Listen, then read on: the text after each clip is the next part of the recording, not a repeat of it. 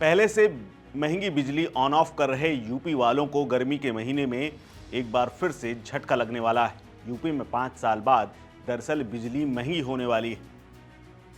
हुआ यूं कि फ्यूल सरचार्ज यानी कि ईंधन अधिभार के एवज में बिजली कंपनियों ने 1.24% बिजली महंगी कर दी है। ऐसे में बिजली कनेक्शन धारकों को अप्रैल से ही ज्यादा बिजली का बिल चुकाना होगा और ये अधिभार बिल में ही जोड़ करके आएगा। यानी महंगी बिजली उपभोक्ताओं को देकर के कंपनियां करीब 78.99 करोड़ यानी करीब 69 करोड़ वसूलने की तैयारी में है।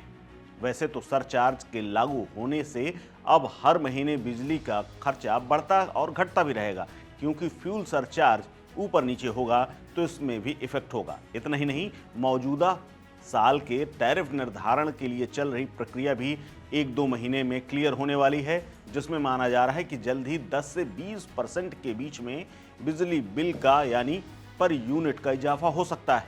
दरअसल यूपी विद्युत नियामक आयोग ने मल्टी ईयर टैरिफ रेगुलेशन 2025 के तहत इसी साल की शुरुआत में जनवरी से ही बिजली कंपनियों को हर महीने खुद से fuel and power purchase adjustment surcharge यानी ईंधन अधिभार शुल्क तय करने का अधिकार दे दिया है।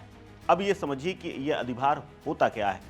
दरअसल जो ईंधन जैसे बिजली कोयले से बनती है और उसको लाने का जो भार है, जो खर्च है, वो अब उपभोक्ता से वसूला जा रहा है। यानी इसका बिजली से कोई लेना देना नहीं है। बिजली में लगने वाले ईंधन का जो खर्च है वो आपको वहन करना होगा।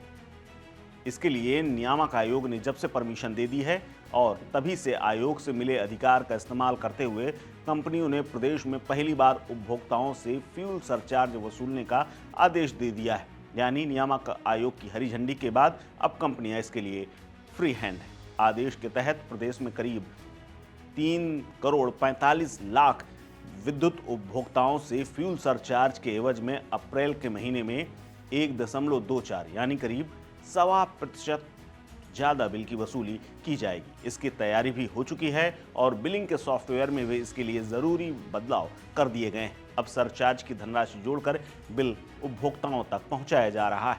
फ्यूल सरचार्ज के लागू होने से मार्च में बिल अगर 1,000 रुपये आपका था तो अप्रैल के महीने में जब आपका बिल आएगा तो वो आएगा 12.40 रुपये बढ़ करके, यानी सरचार्ज इतना बन जाएगा। खास बात यह है कि अप्रैल में 1.24 यानी कि 1.25% की बढ़ोतरी जनवरी में फ्यूल यानी कि बिजली के उत्पादन में इस्तेमाल होने वाले कोयले आदि पर करीब 79 करोड़ रुपए खर्च होने के कारण सरचार्ज बढ़ा दिया गया था। यानी जैसा खर्च होगा वैसा उपभोक्ताओं से वसूला जाएगा। जैसे मई के बिल में फरवरी के कोयले के खर्च को देखते हुए फ्यूल सरचार्ज को तय किया जाएगा और तब बिल में जोड़ करके दिया जाएगा।